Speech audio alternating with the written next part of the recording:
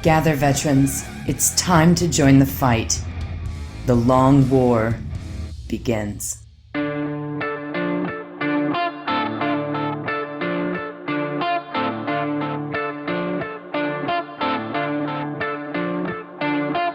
This is The Long War. I'm Robbie B, and joining me tonight are my partners in crime, Kenny Boucher, and we have a special guest returning to The Long War is Austin Wingfield. What's up, guys? Yo, dog, great to be here with A-Dog. Heck yeah, man. I appreciate you guys having me on. No doubt, man. Always a good time when Austin's around, right? Beer drinking. Yeah, sometimes we drink too much, but I remember that one time we took what was it, like an hour and a half drive from like Raleigh or from Virginia to Raleigh. And it took like 6 hours because we kept stopping for like beer and scratchers. Yeah, well, that's the number one thing when you make these Warhammer trips with your buddies is you have to stop at least 9 times for scratcher tickets. Yep. Yeah, I remember, what was it, ATC years ago? We were driving to Atlanta and literally took 1 billion hours because of you guys and your scratcher tickets.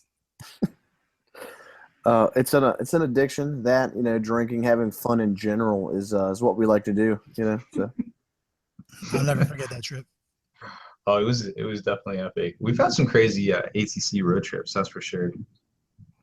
Yeah, that one time me and you drove back from ATC, you were literally dying. Yeah, we powered through though. We powered through.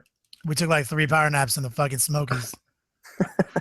Well, everybody, man, it was brutal because like we literally caught like this terrible thunderstorm front, and like we literally followed it the whole time. It just like stayed with us, and so everything was like slower. It was supposed to take like an 8-hour drive. It ended up being like 15, like overnight, and oh man, we were just.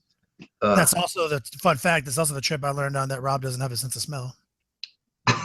Yeah, he kept turning over, like making these weird like smirks at me. I was like, I started giggling and shit because I was trying to hotbox him with farts from convention food for fucking 3 days. He's immune. Dog, I'm like literally just stinking it out, so brutal, like tearing up, like this is gonna be worth it. And he's like, "What are you doing?" He's like, "What do you mean? What do you mean? How do you not smell that?" He's like, "Oh, I literally can't smell." He's like, "Yo, I live with cats. Like, get out of here." Yeah, Literally, motherfucker doesn't have a sense of smell. And I was like, well, literally, just so you know, now that I realize that, you're going to want to do something about this car because it's going to smell like pure feces for about 3 weeks. Yeah, it wasn't mine.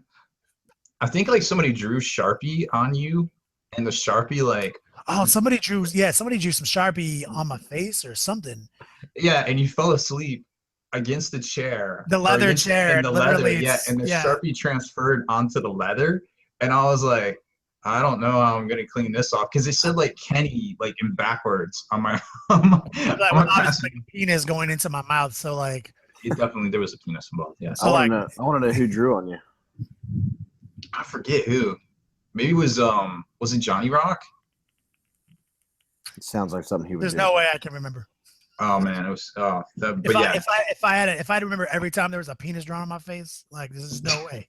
At least 4 or 5 times. The amount of like synapses in my brain that would be dedicated to holding that memory would be unreasonable. I feel like that's a completely fair and accurate statement. Yeah, that was a brutal trip. I won't lie. But yeah, fun fact about me: I can't have gluten and I can't smell. I'm almost a real person, I swear. He's close. Close. I'm like 50% peoples. Oh my gosh. Anyways. So we have an exciting show tonight. I know I say that every time, but this time definitely mean This time you're not lying, you liar. Not mostly lying. No, we got Austin here, so he's always got some stuff to say. Plus, Genestealer Cults coming out, so another army for Warhams, which seems pretty fresh. I mean, I'll be honest, like brand new faction, right? I mean, brand new faction. We get allies with guard. It's allies of convenience, but still, allies with guard, allies with Tyranids. I remember just a little while ago, I think Juice even said it when they put out the rules for the Overwatch box that we just dug out. Like he's like, why can't we ally with Tyranids? Like, and people were like, yeah, why can't you? And now we can. So I feel the effort. I'm feeling the love from GW. I think they're listening. I think bringing new armies, new toys is awesome. The rule, I mean, it's so hit or miss though, man. Like they did some good stuff. Traders gonna hate. They did some good stuff there. Like on a scale of 1 to 10, with what the rules we were living with, versus what we got. That's a 10. You know what I mean? Oh yeah. Like there was some seriously playable stuff in there to make your Chaos Space Marines work. And then they come out with the Blood Angels, Angels Blade. Very disappointing. It was so hard to stay positive about that book. There's some good stuff still. There's some good stuff. There are some good things, but damn, man, like it's a weird day when like the Blood Angels army, you give it a power level, and Angel's Blade only raised that power level because of by accident with the Orbital Intervention Force. Like it barely raised the power level. Like it's crazy, So then it's refreshing to see another release like this, add a whole new faction to the game that is just good. You know what this does for me, guys? It gives me and everybody at home hope that squats are on the return. You're right. If they're gonna bring a bunch of goofball ass, goofy little fucking Genestealers back to the game, then why they can't be hating on squats anymore, man? Well, I'll let you in a little secret about squats. So Bob Oley, who invented them and did the original 29 sculpts, he actually owns the rights to air quote squats. So chances are we'll never see air quote squats again. But Space Dwarfs. Yeah, Space Dwarfs, Demiurge, Picket. They could completely come out with a new thing. Like, have you seen the Age of Sigmar dwarfs? Like, they are God, I love them. Amazing. Dude, yeah. They're so baller. Like, they would make amazing models. But, like, here's the thing. Like, in second edition, that wasn't a real edition. Mm-hmm. That was just GW saying, let's make a fantasy game in space. Let's make literally space elves, space dwarves, space orcs, and space humans in space. That's how it started, to be honest. And then as they started writing lore around it and coming up with some dope, grimdark, standard British style fucking, literature behind it, they were like, okay, we gotta kind of get rid of the goofball elements here. You know what I mean? Because we only have room for one. It had to be orcs, like soccer hooligan orcs. You know what I mean? We'll keep one kind of goofy element, but we'll write it in such a way that it makes sense. Instantaneously, they flesh out space elves with this incredible lore. Like then Space Marines, the space humans. I mean, God, the shit they came up with there is so unique for it's so incredible and so fleshed out that it just became the stars. So like, we don't have room anyway for goofy ass dwarves in space. Like we just don't. Like that's just it's you got to get rid of them because space elves not goofy, space humans not goofy, orcs goofy, but with backstory to support it. Dwarves in space goofy, get rid of them. I don't think that they will ever come back. They just don't fit in there. I think it's easy to have hard-nosed, drinking, drunk dwarfs instead of the goofy dwarf lore. You can make some badass guys. I have hope. They are badasses. It's just if they wanted to, they could. But now all of a sudden, you have to add this whole thing that hasn't existed for 20 years back into it. No, you're right. What people are going to keep doing is converting squad armies. I've got a friend who's doing like a chaos berserker army with flayers and stuff, or what are they called? Slayers. The fire. Oh yeah, those guys. Slayers. Fire Slayers, yeah. Yeah, the same sack of $2,000 worth of OG squats has been floating around for the last 10 years. Yes. Like. Mm-hmm. It just keeps getting traded out. We had it in our possession once. It was in Alan Pajama Pants' possession once, and now somebody else owns it. I think Luke has it. Like it's definitely made the rounds. Luke's actually using the Fire Slayers to make his Wolfen, his squat Wolfen. That's dope. They're so I had my hands on them. I love them. GW, GW doesn't fuck up with quality. Like they make quality models, even though I think that these fucking Genestealers are a bunch of goofy ass fucking 90s ass models. I can't dispute the quality of the model. No, I like them all, but I definitely like that Goliath that's coming out. That truck. That transport. truck. Oh my gosh, that truck is so fresh. We've definitely seen there's some hope here. Every time GW comes out with a sculpt and you see it on the white dwarf, it's kind of cookie cutter. I'm sure there's some things you can do to make the models a little cooler. Maybe, I don't know. Yeah, the new way they make models now, like with the fact that they're not limited with like these injection molds anymore, how they can like hide the seams of the model in like ridiculous assembly ways, like opens the gate for these incredible models, but it does inadvertently limit the conversion opportunities because of the way these models go together. That's something that David's always talking about, how he's just kind of gotten sad about converting because these models are just so glorious now. And so they fit together in such a unique way that converting them, it's hard to even justify the conversion anymore.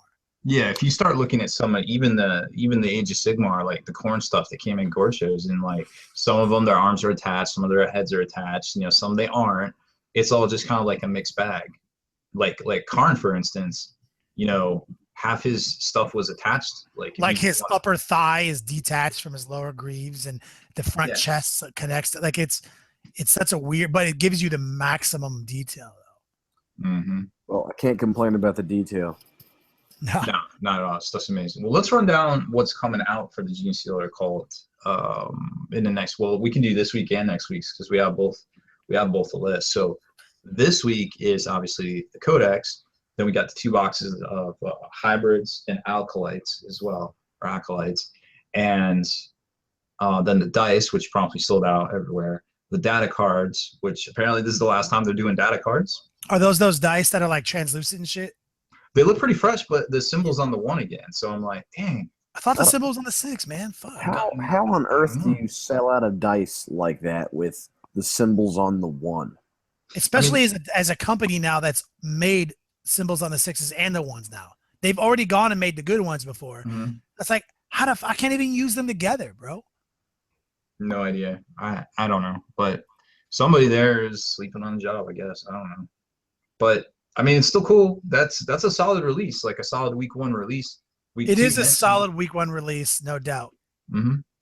I mean, you can't really complain. Oh, and the collector's edition, which I'm actually not sure if that one sold out or not, but it was $195 US. 750 copies. So not too bad. Those limited edition sets are looking fresher and fresher every time, like with little brushed steel coins and all the extra stuff, and then of course you get the lavish, like super dope version of the Codex, and then they throw something extra in there, like a painting guide, which there is a painting guide that comes out. So is there going to be any like baller ass box set of these guys? That's a sick fucking deal. Not for them, but next week, for the next week's releases, they're releasing what they're calling Strike Force Ultra, which is a Space Marine army box. Let me see if I got the... Yeah, no way. Strike Force Ultra's blue. Really? Yeah, how about that? Let's see. Damn, you're fucking genius, homie. A drop pod, a Land Raider, a Razorback, Storm. Hold on a second. How many so it's a drop pod. How many dollars is a drop pod? 40? Is that 40 right now? And what is it, Land Raider? 50 or 60 now? 85. Oh my god. $40 drop pod, $85 Land Raider. Razorback, I think, is 40. Right. Stormhawk Interceptor, that's the bigger version. I think that's 65. Stormhawk Interceptor, that's like the new with the armored cockpit thing. Yeah. Terminator Captain. Now that's a hard one that I want that's at least 30 or 20, or that's like 20, 23. Death Watch one was 25, so we'll go with 25. Okay. Stern Guard veterans are 50. Terminators, just base Terminators, are 50.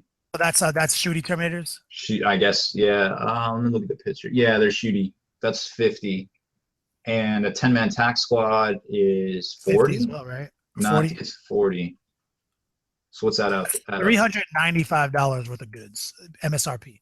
How much? $395. So this is $250. Damn. Mm-hmm. Damn. Are you saying that people don't buy Land Raiders a lot anymore? Damn. What a fucking good deal. Is this gonna be a limited release? I don't know. So this is like $199 or $200. What is it? $250. So $250. Mm-hmm. You're looking at, that's like a 40 something percenter. It's definitely over 30% for surezies. Yeah, I had the GW web store pulled up, and some of the prices you guys are lowballing just a little bit. So it's probably even a little more than that. So some of them are like 53 and some of them are like 20. Yeah, like so they're like, yeah. Like a Land Raider's $89. I don't know what y'all said it was. What? Seriously? Are you on US? Probably not. I think I'm in Canada. Oh. I don't know. That's the first one I popped up when I was reading these rules. So I don't know what Canada dollars means. It's slightly more right now. Not by much. Yeah, this is a good deal. I mean, like, you're getting $400 worth of shit. Yeah, we might have been lowballing some of the Razorbacks and stuff.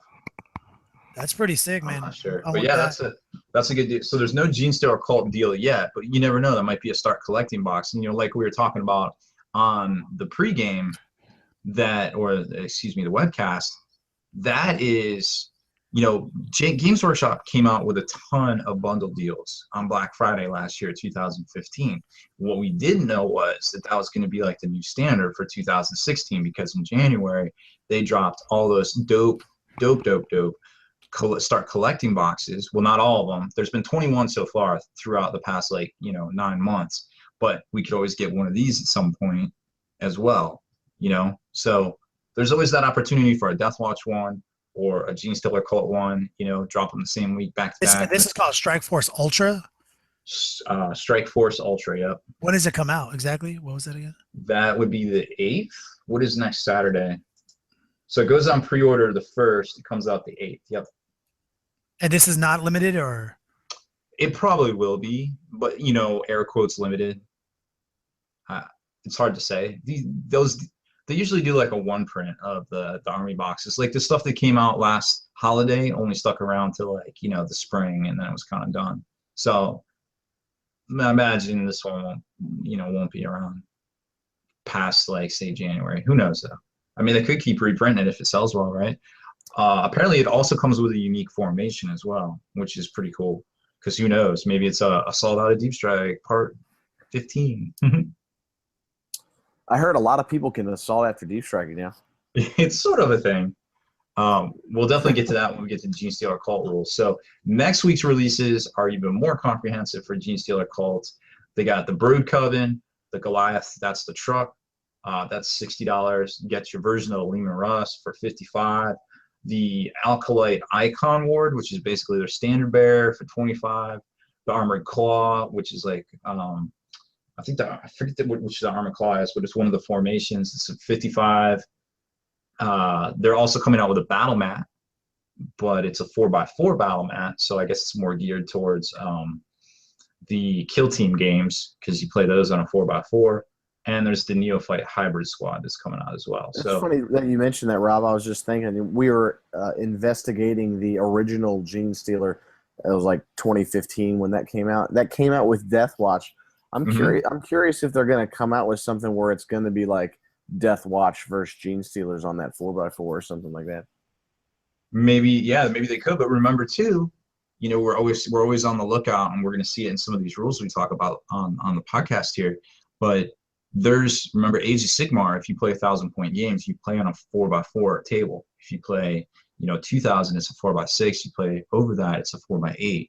So maybe there's the dual purpose to having this mat out. Don't know. I like where your head's at there, Bearcat. Don't know. So something. It could, maybe it's nothing. Maybe it's something. But always gotta keep a lookout for these little nuances that tend to point towards bigger and better things down the line, I feel like, for Games Workshop. And we're still waiting on the Custodes for November, right? Yeah, the Prospero Burns, that's going to be a fresh box, because, man, that thing it looks to have Custodes in it. Obviously, it has a bunch of new marked armors in it. People are saying that the jump squads are in it. Not exactly sure yet. But the Custodes are in that, and they look pretty fresh. There's also at least one Space Wolf in there as well. He kind of looks like what you would think Bajorn is, the Fell-Handed, because remember, Bajorn's named that for his big-ass lightning claw he killed that Khorne Demon Prince with, but it might not be him. Who knows? Don't know. But well, now that you've just got me excited, Rob, it has to be Bjorn, because screw you. I know, right? Some of those rumor mongers, they're like, no, it's not Bajorn. Like, oh, all right, well, if I imagine what a Bajorn looked like, I imagine him to be that exact figure. So maybe it is, until proven otherwise. I fucking can't wait. I'm literally like, I have like a calculator up? I'm like, how much money am I gonna spend before Christmas? Oh my gosh, dude, it's gonna be nuts. Now they're talking about there's like this midnight release for G-Dub. There's gonna be a lot of stuff out there to consider for sure. I mean, remember too that always traditionally at the holidays, Games Workshop always comes out with like bundle deals and like holiday savings type stuff and like stocking stuffer type stuff, right around that time. Generally, we don't see like a whole lot of new releases in December, but sometimes they sneak stuff in here and there. But a lot of times it's just army boxes, bundle deals, stocking stuffers. So always exciting.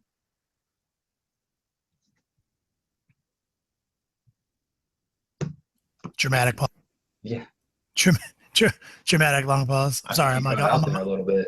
I'm on my calculator right now. I'm like, oh, you just like crunching numbers. Well, what's I'm like, rent, electric bill, dog food. The dog doesn't have to eat this month.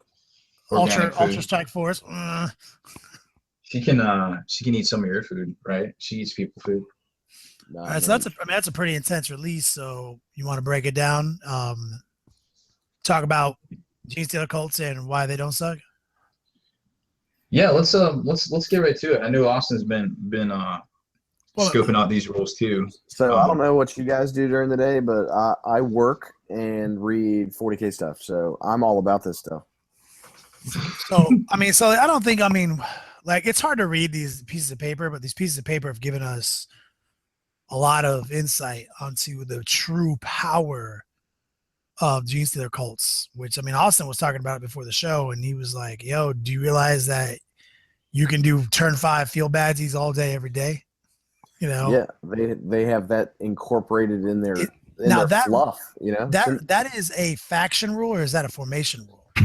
No, it's a special rule. The Cult Ambush rule is a special rule. If the unit has it, it has it. And now what do do? Like, how many units in the Codex have it? So everyone. I don't know. I don't know if everyone, but all the data sheets we've seen so far have had it. So except the Magus, I think, doesn't. So break it down. Break down what Cult Ambush. Okay, so first off, Cult Ambush says units with a special rule that infiltrate or arrive from reserve or ongoing reserve can choose to roll on the Cult Ambush table opposite instead of deploying or arriving from reserves normally. Unless otherwise specified, ambushing units move onto the table as described for other reserves and cannot move any further. During that movement phase or of the turn, they deploy or arrive on the battlefield. Units cannot use Cult Ambush special rule when they are embarked inside a vehicle. So what we did the research on that. Basically, remember, you cannot assault out of reserves unless it specifically gives you permission to. So you do get to come on, and you'll notice some of the nuances how it explains that. But you don't get to do much else at that point. So now, let me break this down. I'm going to stop you there, Rob. Sure. Kenny, you were making some comments earlier. If you just take a CAD of these guys, then they are objective secured. They can do this and come onto the game at the end and be objective secured. The new Decurion type stuff obviously utilizes the special rule more because it gives you more abilities that we'll go over later.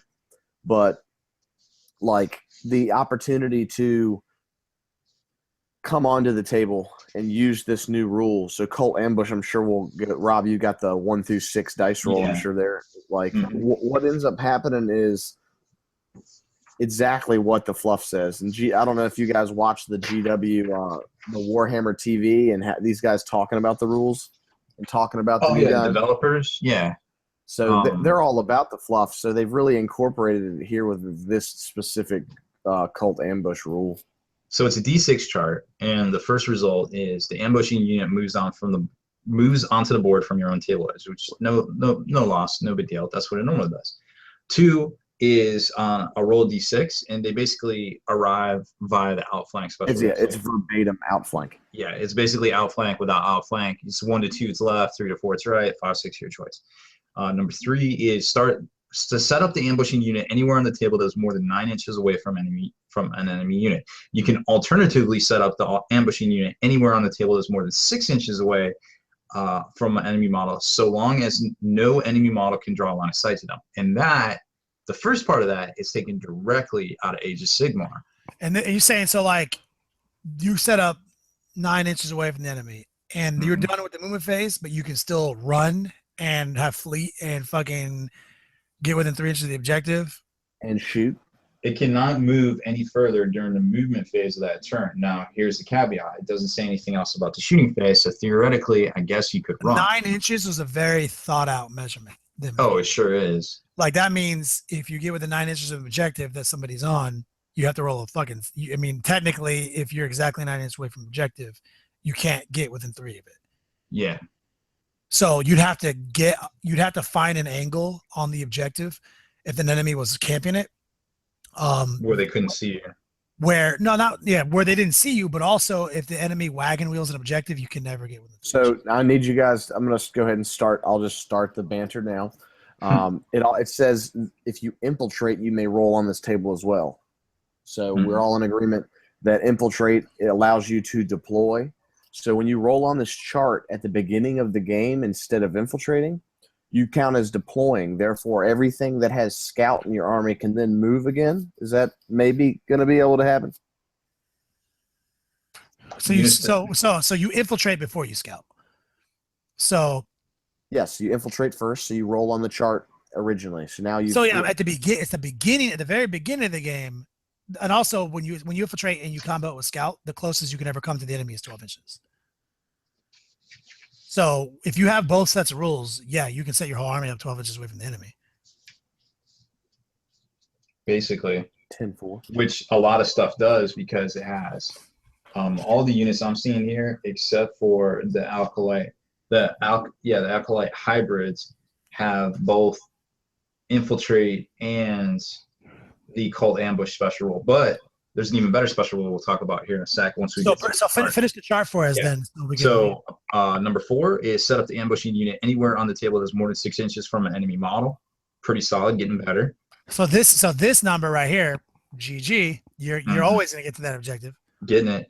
Number 5 is set up the ambushing unit anywhere on the table more than 6 inches away from an enemy model. And after placing the ambushing unit, you can immediately take a bonus shooting attack with it as if it were the shooting phase. Does not prevent the unit from shooting again in the ensuing shooting phase. These bonus shooting attacks cannot cause morale checks, but they do have the pain special rule. And so that's not bad for a 20-man unit of motherfuckers with strength 3 las guns or whatever. Well, we'll get to these guys can actually pack some firepower. Yeah, they can. And furthermore, if the ambushing unit does not have any ranged weapons, it can instead choose to run in the movement phase. Oh, run twice. So Genestealer fucking pure fucking strain are like run. Yep, 1 million inch. You literally as far as I need to fucking go. And then the last one is, unlike other units that infiltrate or arrive from reserves, the ambushing unit can charge in their first turn or on the turn they arrive from reserves. And that's 3 inches away from an enemy unit. Yep, set it up more than 3 inches away. So there is some percentage of your army that gets first turn charge, assuming you roll 6s, because this is during infiltrate period. Mm-hmm.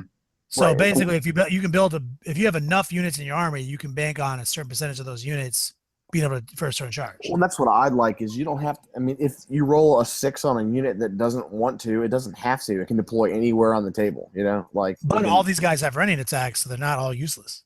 Exactly. I mean, there's a lot of potential. I mean, like literally, your Buster's unit is going to blow up a fucking Rhino on turn 1 if it charges it. If you start looking at the weapons and what you can give these guys, I mean, most of them have power fist type stuff. They have these crazy mining drills or bone saws or something like that. Obviously, the scything talons and things that the Genestealers have. We all know that if you can charge turn 1 with 20 Genestealers, you can probably kill some stuff. Oh, no doubt, man. So this chart is definitely just period strong. Now, there's a follow-up to this, and it's called a special rule. It's called Return to the Shadows. So instead of moving in your movement phase, any unit with this special rule that is not within 6 inches of enemy models can be removed from the battlefield and placed into ongoing reserve. A unit cannot return to the shadows in the same turn it arrives from reserves or ongoing reserves, and cannot do so while embarked in the vehicle. So basically, instead of moving, you go back into ongoing reserves, leaving combat airspace without actually having to leave the board. Yep. There's only one penalty, which is that the enemy can counter deploy you by making sure he's within 6 inches. Yeah. He's like, oh, you're not getting rid of that guy. So so if you're aware, obviously this is what Austin was talking about. You can you can win games hard on turn 5 with this. But if like you needed to get to like my base objective with this unit over here to win the game, I can throw a sacrifice unit at it, like drive up a fucking rhino within 6 inches of it, so you couldn't do it. Right. Well, this is the idea: is that It's balanced. It's balanced. Well, the units that are like actually doing things and charging things and killing stuff, sure, you can get within 6 inches and prevent me from leaving the battle. But my little shitheads that have been hiding in the corner, turn 4, they just are going to disappear and show back up turn 5. This army has incredible board control. I mean, you're right, because now that means, like when a scout unit infiltrates and it hides in the corner the whole game to get line breaker, this unit can also vanish and reappear 96 inches away. Yeah, and right next to them, potentially charging them and killing them, or just leaving and not getting shot every fucking turn. Mm-hmm. That's probably the number one thing. It's hopefully it doesn't invite the kind of 40K that I like to call like not playing 40K, where you actually 40K. The best 40K is the 40K where you engage. Absolutely. That's what Age of Sigmar is super good at. Age of Sigmar is a game of engaging, Mm-hmm. and 40K is a lot more fucking fun when it's a game of engaging. Which is what started Death Stars, man. Like all the haters of Death Stars, it's like, yo, you made us do this. Your army that literally moves 5 times a turn and fucking shoots me from 36 inches away the whole game made me develop armies that are immune to damage so I can't engage you. Yeah, but I mean, there's a couple of caveats here. Obviously, you have to have some models on the board at some point, so you don't want to get too crazy with the lurking in shadows and stuff. Turns out Lehman Russes aren't easy to kill. Yeah, they're not, and that's another thing too. You can't take back me up on that, Austin. Hey, did you guys know I like tanks? Yes. But you can take Lehman Russes in this. You can take regular Sentinels, Scout Sentinels, Chimeras. Let's not forget, like, this is an ally of convenience for my Astra Militarum. Like Pask and his buddies. I've got a Knight Acheron floating around the table. Like I got Pask and an Executioner. I've got Wyverns, and then all of a sudden you're saying I can add like 600 to 1,000 points of Genestealer Cults, and I mean it's all about units, man. This is like, how do I get as many units as possible from Genestealer Cults? Yeah, and there's 8 different formations, and each one does a specific thing. You said there's a formation that's like Psyker guy plus pure strain, right? Yeah, that's the cheaper one, it seems like. What is that? That's that's the good one. That's the cult whatchamajigger. And how you take 20 Genestealers in a unit? Yes, you can take up to 20. It starts with 5, so yeah. And those, we'll talk about that in a second too, because those actually got because psychic powers are pretty interesting. They have actually a decent new psychic power chart. Right. Well, since we're on the special rules, let's finish that up. So they have the detachment, the cult insurrection detachment. Speaking of that, come from the shadows special rule. The detachment allows you. Its special rule is that if you do that and you come back from reserves, you can add D6 minis that have previously been removed back to that unit. So you can't go over the max or over your starting point, but you can add stuff back to that unit, which could be pretty fresh too. I mean, a D6, getting 4 dudes that might cost 15, 18 points. Well, it's actually way more than that, because the way that they have it worded and specified is, my power claw died. Like, it's back now. Like my drill, like giant AP2 drill died. Like, well, now it's back. Like, that is like, if you were worried about taking a 25-point fucking power fist in that unit, you don't be worried about it now, homie. Yeah, exactly. You almost have to take it. D6s. I fucking hate D3s. D3s fucking piss me off. D6s are exciting. Way better, yeah. They're exciting, man. Like, I love this rule. So that's a good bonus. The other one is that if your patriarch is your warlord, you can reroll your warlord traits. No big deal there. But maybe the better one, or the second best one, command ability, is the uprising. So any non-vehicle unit that doesn't have infiltrate gets infiltrate. If you already had it, you get shrouded. Additionally, you get +1 to your reserve rolls, and your opponent is -1. So pretty fresh there. It helps trigger off a lot of stuff, because getting the infiltration would help if you don't already have the Shroud is clutch. Shroud's definitely good too, for sure. Shroud does work, bro. It's one of my favorite abilities. Oh, absolutely. You're talking about a bunch of little guard models that have awesome rules, but now you're saying I'm a night fight away from having stealth and shrouded almost army wide turn one.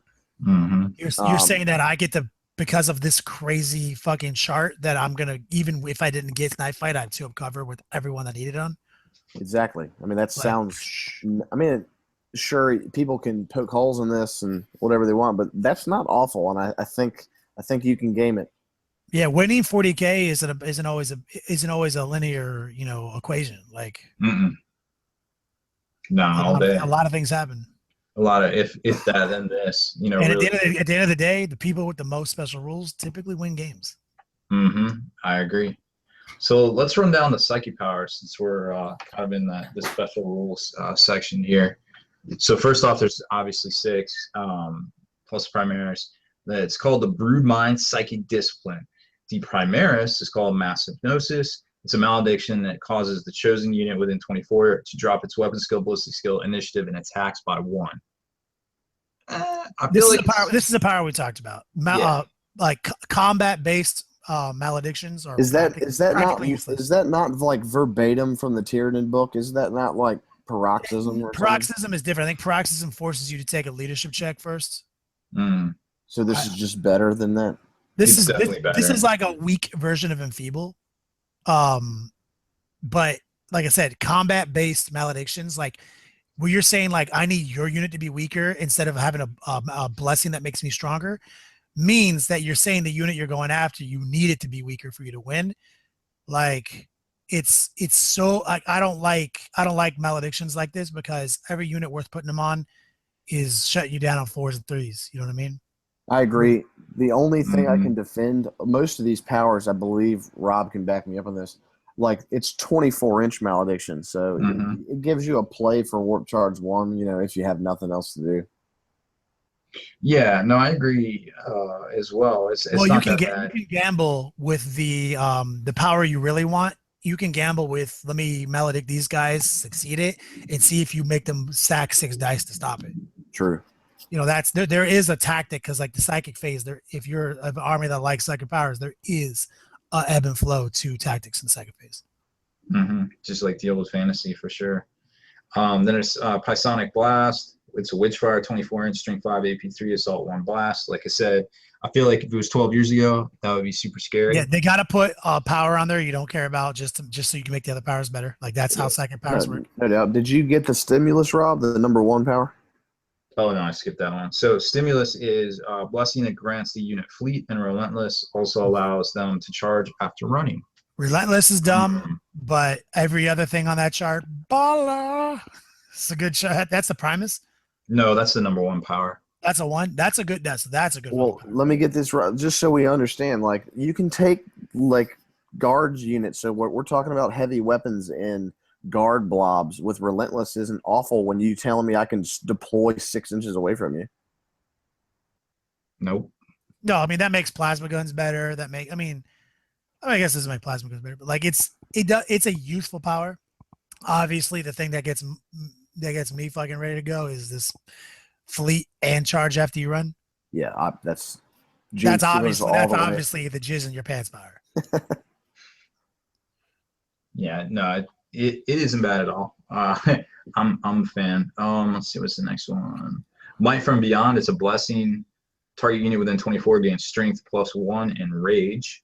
That is also a good. That's the kind of I like. See, I like blessings that you can sling to other units too. So that is a sick power. I'm all about that power. Then they have basically a mind war. But you said +1 strength. They get +1 strength out of that too. +1 strength and rage. Like that's ghetto. That's better than Hammerhand. Like Hammerhand's +2 strength.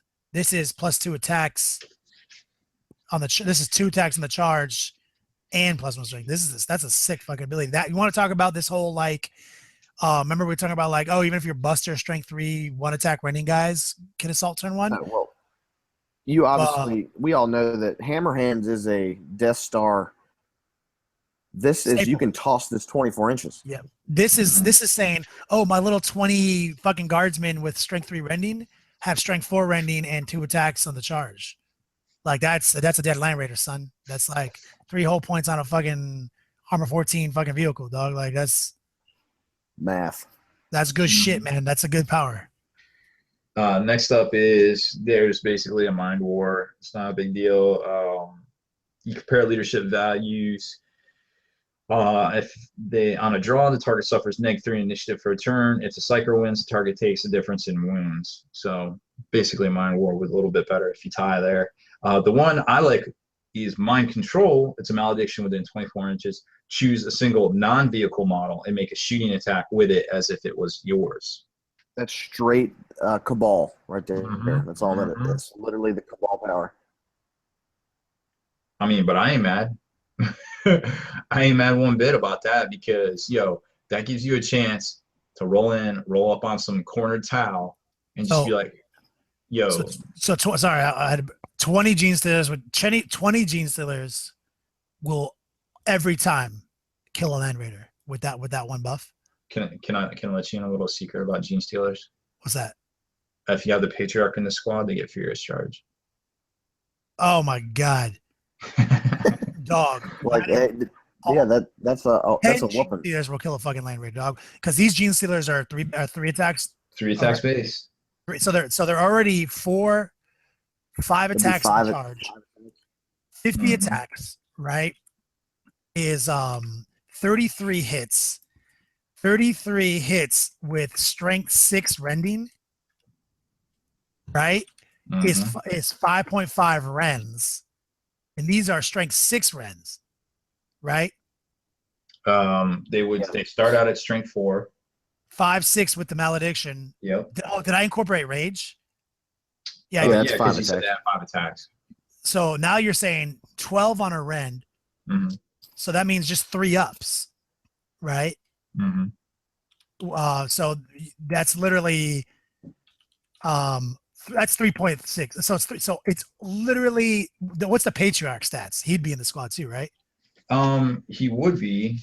He is basically a brood lord for all intents and purposes. Every rule set we've seen, he's basically a brood lord.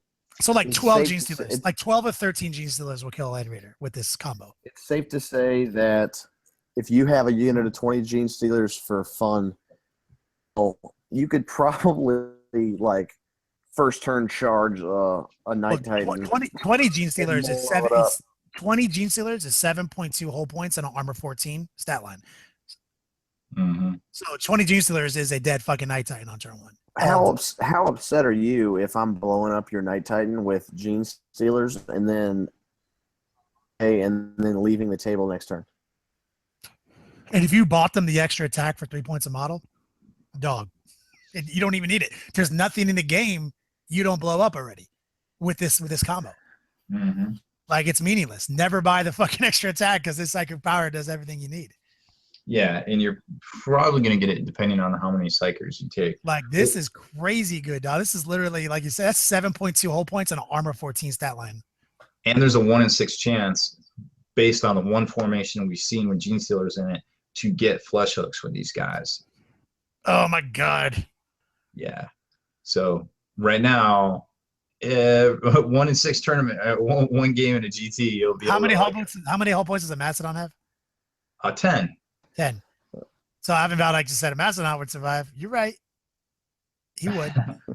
So actually, hold on a second. If we had the extra 20 attacks, because we did buy the gear, right? Spicy talent. I mean, so if we had 20 extra attacks, we would have 13 hits, right? Divided by 6, 2.2 more rendings, and is a Mastodon rear armor 14? Yeah, it is. Oh my god, we'd only get like 1 more. So we do like 8.2 whole points on a Mastodon, unless the Mastodon gets to Overwatch all its guns too.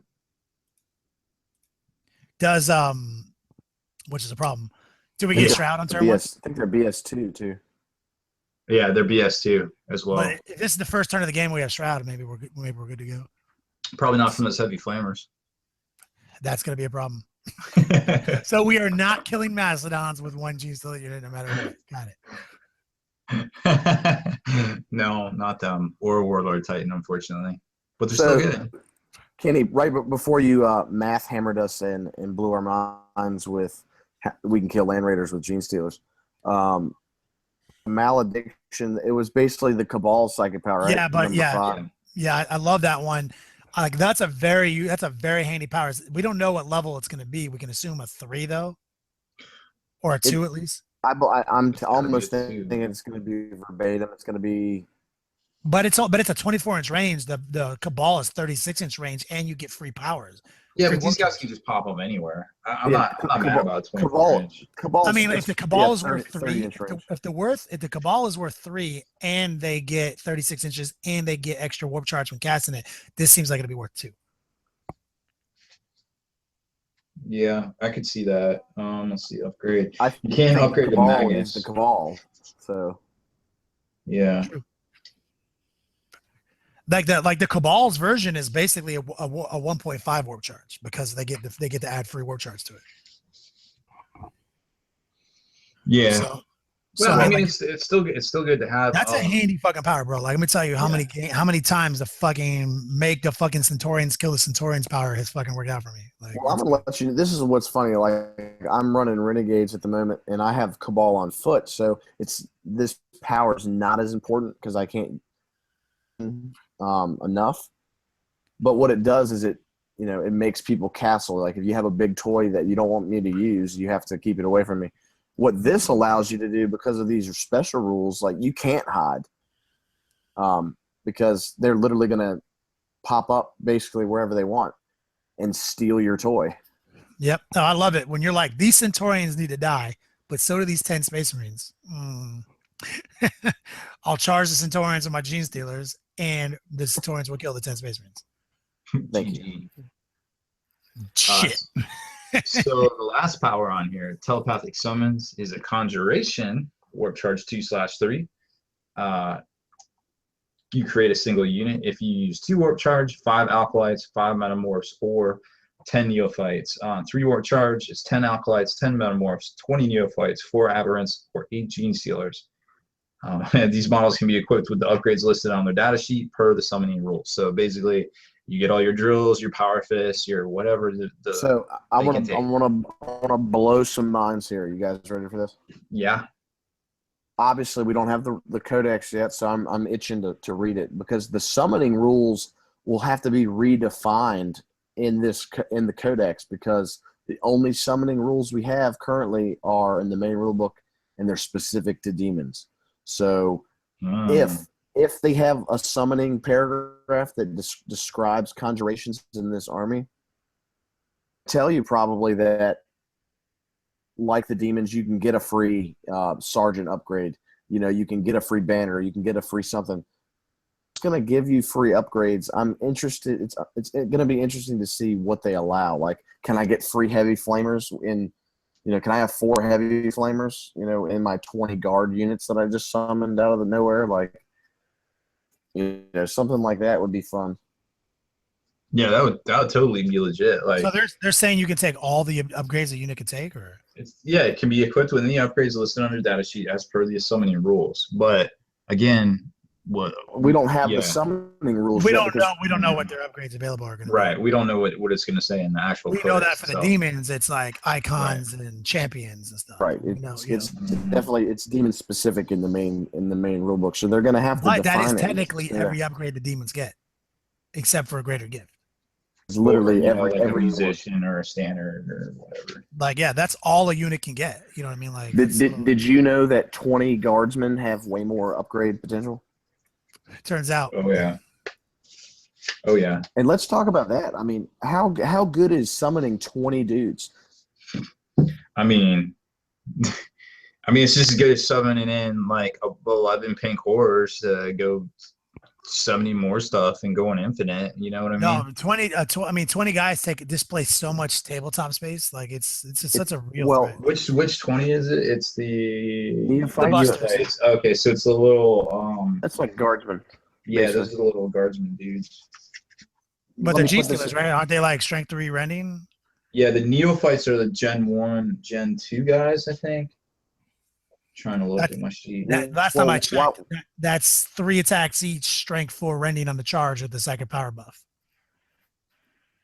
20. I mean, here, let me. While Rob's looking that up, I'm pretty sure if I get my rule book out here and under summoning coming up from ongoing reserves. Yes, no. I think it says arrives the game via D-Strike special rules. I don't think it says ongoing reserves. Oh, that's true. Deep Strike specific under Deep Strike says you count as being in Deep Strike reserve. That's the only way you're in Deep Strike. I think it says the unit is placed using Deep Strike. Like I'm not sure. I'd have to look at it. I know that there's like a weird difference the way they word things, where they're like, this unit is placed using Deep Strike rules. You know, like I'm not sure. I have to look it up, but I don't like. So that I have to read it too and make sure I don't, because there is a possibility that you might be able to conjure this unit and default to the chart. And cult ambush, yeah. I mean, if you can just cast a power and then say cult ambush them, you can summon anywhere on the table. Like that unit can be anywhere. So it says here, so the Neophyte hybrids are the guardsman looking dudes. So they're the dudes that are Gen 3 and 4. They look-ish like humans. They have auto guns. The leader has a pickaxe and some sort of, I think it's the web pistol. And they are on 25 millimeter bases and come with two 32 millimeter bases, I guess, for the heavy weapon guys that come in the box. So, and each box is 10. Looks like 10 models. Yep, 10 models. So I got the answer right here. When you resolve this conjuration power, the new unit arrives via Deep Strike within the power's maximum range. The new unit under your control is treated as having arrived from reserves for all rules purposes. So it seems like if they can, that's so really they can, good. looks like they can ambush 20 dudes. Conjure 20 dudes and ambush. Well, if they really have good. that special rule, they would have to have a special rule. That's very easy because I'm pretty sure most of the new stuff has that, right? So far, what we've seen, yes. Well, I can tell you right off the bat, obviously 20 guys would be better than 5 or 10. But I'm looking at like the Acolyte hybrids. We can summon them, and we know they have it. So yeah, they definitely have it, but they have both the special rules. Yep. So to me, the potential of infinite range summoning that doesn't scatter, and you can just put stuff wherever you want it. Oh, there's synergy here. I mean, there's huge pockets of synergy we haven't even talked about. I mean, you got stuff like the Acolyte Icon Ward that any friendly units with the Genestealer Cult faction within 12 have Feel No Pain 6 up. If they already have Feel No Pain, they get instead add 1 to their Feel No Pain rolls. And the Magus, he does stuff like dudes within 12 inches have Adamantite Will. So like there's all sorts of like bubbles and ranges of special abilities and things to take into consideration. And when you're able to pinpoint, it's great. You'll like this. The Magnus, 25 points. He's a 65 point model that's a level 2 Psyker. Yep. Yeah, if you upgrade him. Yeah, I'm gonna take take like familiars do. Do you remember? They're 5 points each. I do not remember. Let me see if it's on the PDF download from Overwatch. Because I think he was 70 point. No, he's 65 in that. Here it is. Genestealer Familiar makes 2 additional strength 4 attacks with rending. Oh, that's it. Don't take it if it costs points. Genestealer Familiar? It just says 2 familiars. It doesn't say Genestealer. Sounds like combat familiar from fucking the Chaos Codex. Yeah, why would you give a caster a combat familiar? I guess if you want a rending, I suppose. Does it give him more wounds to perils on? No. Huh. Well, they can't all be winners. No, I guess not. They got to slap a few things in there that aren't tight. I mean, I would play this army. This army sounds tight. Well, it sounds cool, and like you start looking at, I haven't built an army yet because the book hadn't come out yet, so I try not to be that guy. But the points seem like they're there. I don't think nothing's really expensive. No, it definitely seems like it's all the units you want you can take, which is huge. So Which you need to be able to. I mean, let's get it. Don't get it twisted. Like we're not preaching like this is some broke shit. Like all good, all fun and game is to fucking put 1 billion units on the table, infiltrate, scout up against my army. But like I don't play an army that scares me. You know, like yeah. I don't put armies down the table that somebody putting that many strong units near me is a problem. Like so, like yeah, it sounds good, but in a vacuum, this is amazing. But you have to remember you're going to be playing against people with 400 points of ablative armor, people with immortal units with hit and run, that 60 rending attacks don't matter to, like it's not like GG, I win. What it is it's an army capable of winning scenarios and putting themselves in the right situations to beat opponents. It has tools. I completely agree with you. And I'm not scared of it personally. I'm looking at these aberrants here. Let's take a look at this real quick. They're the ogres, right? Yeah, these are basically the ogres. So they're 120 points out of the overkill box, the overkill data sheet. 120 points for 4. They have 2 power hammers, 2 power picks. All have rending claws. The power pick is +2 strength, AP3. Power hammer is +3, AP2. They obviously all have AP5 melee rending claws. But here's the thing: they have feel no pain, and they have 2 wounds each. Did you say that didn't you also say that Genestealers had a 5 of invulnerable? Yeah, the Genestealers have a 5 of invulnerable too. But you have a way now that you can take these guys here, even though they have a 5 of save, they have 2 wounds each, and they will have a feel no pain that's +1. So I guess it would be a 5 of feel no pain. So imagine if they gave where this is going. Yeah, imagine if they gave them the ambush rule. We'll check this out, Rob. Like, I love how I drift to Death Stars too. The Magnus, they can all roll on Biomancy as well. So I mean, you have a lot of potential for Feel No Pain. You have 3 up Feel No Pain, friggin' those guys. I mean, shit. Oh, you could. Oh yeah, that's. No, it seems it's got play. I love seeing armies that have play. There's a lot of stuff that's splashing together here that looks pretty good. Just ooh, the Broodlord has hit and run. Like Broodlord has hit and run. Well, the Patriarch from the Overkill, which is basically the Broodlord, which is legal and Genestealer faction, right? As far as I know, that is. Yeah. He's an independent character, right? Yep, he sure is. Hit and run, infiltrate, move through cover. Did we just build a Genestealer Death Star? Did that just happen? That would be so dope. Seems like it. Hold on. If they get the rule and they can leave the table and then come on and be 3 inches away from something else and charge it, I'm probably going to go buy those guys. Especially if it says as long as one model in the unit has this rule, then you just put the other guys independent characters in there, and how they can do it.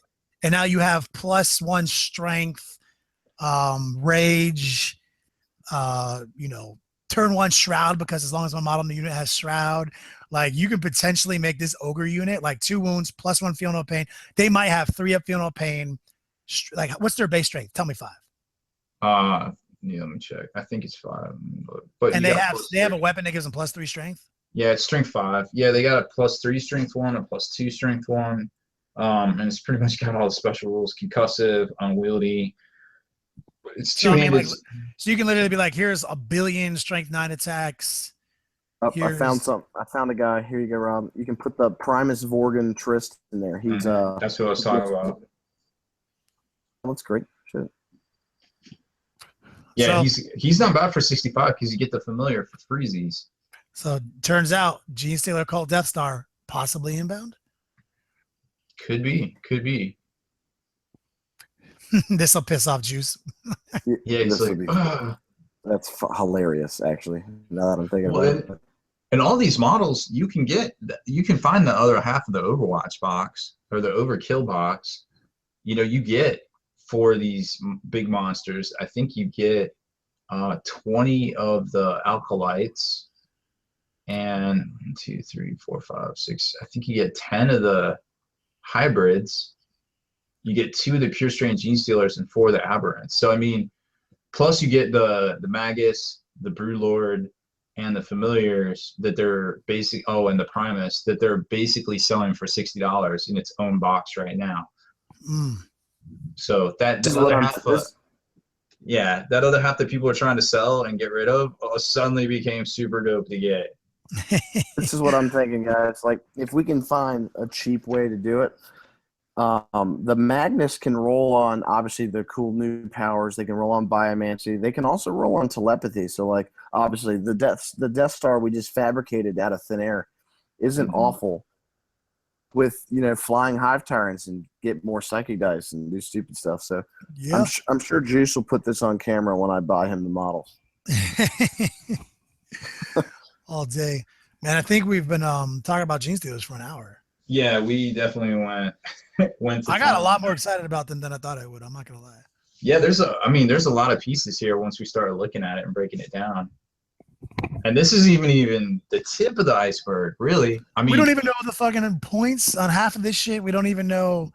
Yeah, the Goliath has demo charge launchers. Like, those things are no joke. Like, we don't know how this stuff's gonna work together. And then there's a formation where you get a 1 in 6 chance to have the flesh hooks too. So imagine being able to assault when all these things come in out of the shadows. So like, we're just not seeing the whole picture here, but the picture we're seeing looks pretty good. It looks good.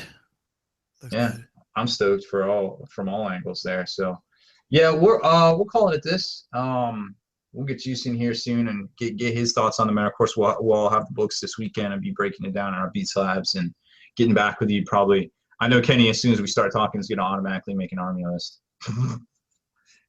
Like, where'd Kenny go? Oh, he's just breaking the game real quick. In the Beats Lab. Yeah. I can't help it. It's what we do. Austin, thanks for joining us tonight, bud. Hey, man. It was good times. We wanted to get to talking about your recent tournament experience, but why don't you just break it down? Too long didn't read real quick. Break it down for us. I got 4th overall, played Renegades, just Renegades, so I had Renegade Knights and Renegades Vrax. Turns out Wyverns are good. That's the short end. Don't sleep on the Wyverns. Austin A. Dog, greatest 40K player in this room. All right, y'all. That's it for this one. Thanks for listening. If you haven't done so already, make sure you go over to thelongwar.net. That's the home of the battle reports for exclusive content, early access videos, and more. Become a veteran of the Long War today. Check out thelongwar.net. Become a member of the Hall of Veterans today for the fastest growing library of Wargame-related video content, modeling, painting, and playing. Not to mention all the sick discounts I receive from some of our sponsors. Thelongwar.net is committed to bringing hobby back, and we can't do it without you.